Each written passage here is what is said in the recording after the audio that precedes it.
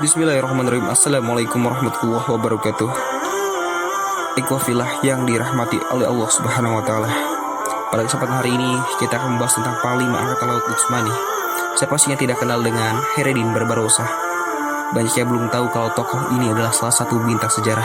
Namanya disegani Eropa, digagumi Timur, dicatat oleh sejarah lintas bangsa. Namanya dikenal sebagai singa gagah berani di medan samudra.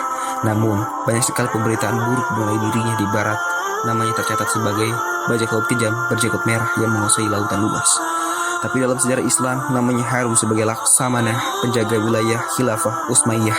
Sebelum lanjut cerita, Masya Allah teman-teman, hari ini sudah memasuki Ramadan yang ke-21.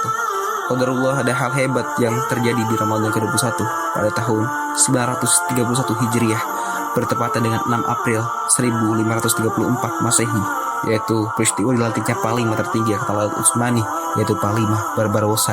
Beliau adalah seorang pelaut sederhana di negeri Utsmani. Barbarossa lahir di sebuah kota bernama Lesbos, Yunani.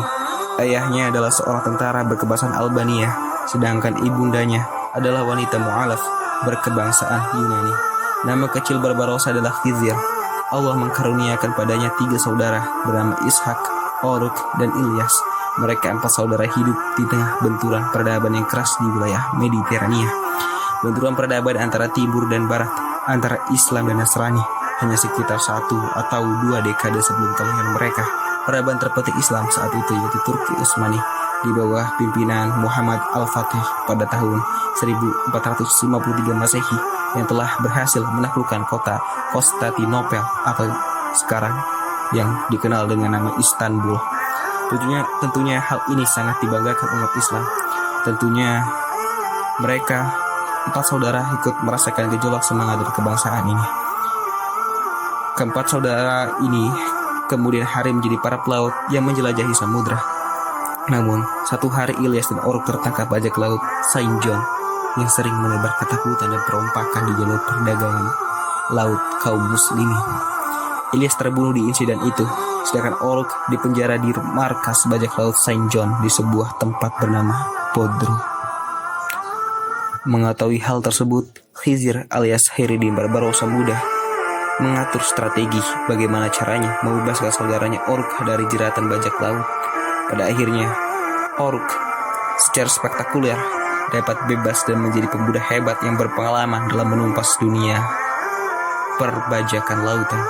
Kemudian, Oruk dan Khaireddin Barbarossa bertekad akan berjuang di jalan Allah demi menegakkan keadilan di lautan. Oruk, Khizir, dan Ishak menjalin takdir hidup mereka menjadi para laksamana muda yang berprestasi.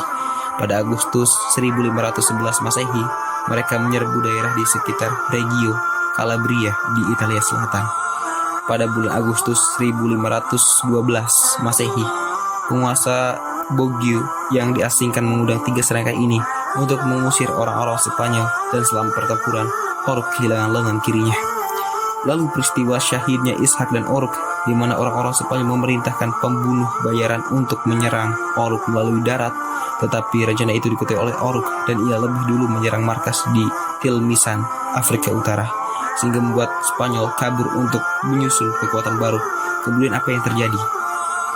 Pada Mei 1518, Raja Spanyol Kaisar Charles V tiba di kota pelabuhan Wahran dan diterima di pelabuhan oleh Diego de Cordoba yang memimpin 10.000 pasukan Spanyol.